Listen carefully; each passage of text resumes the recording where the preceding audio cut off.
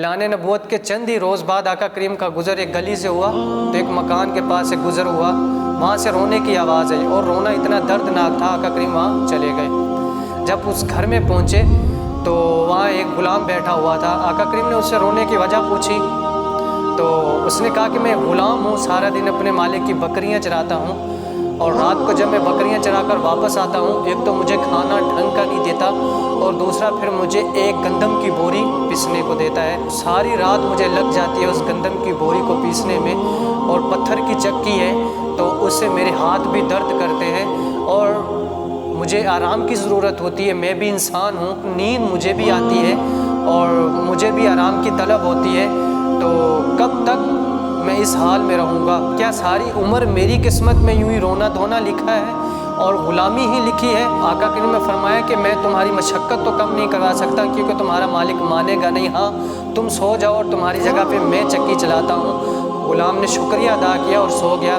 تو آقا کریم چکی کو چلاتے رہے اور گندم کو پیسا۔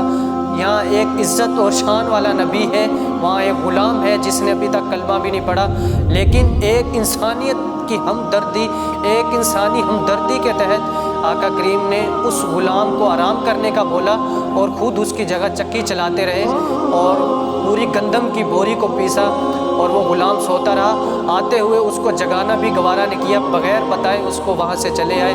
تو غلام جب اٹھا دیکھا تو وہ گندم کی بوری پسی ہوئی ہے۔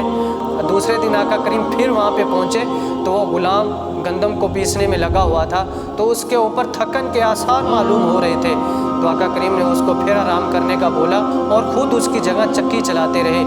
دیکھیں ایک انسانی ہمدردی کے تحت وہ غلام ہے اور یہ نبی ہے، لیکن اتنی محبت انسانیت سے تھی، شاید ہم میں بھی آج ہم ایک مسلمان کی اتنی ہمدردی نہیں کرتے جتنا ایک شان والے نبی ہو کر ایک غلام کی مدد کر رہے ہیں۔ تو دوسرے دن بھی آقا کریم گئے، تیسرے دن بھی گئے، جب چوتھے دن آقا کریم وہاں پہ تشریف فرما ہوئے تو اس غلام نے ہاتھ جوڑ کر عرض کی کہ آپ کون ہو، اتنی ہمدردی، اتنی شفقت، اتنی محبت کر رہے ہو؟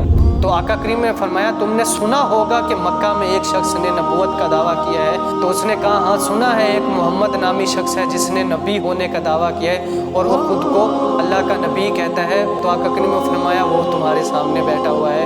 تو اس نے کہا کہ اتنا شفیق اور مہربان ایک نبی ہی ہو سکتا ہے۔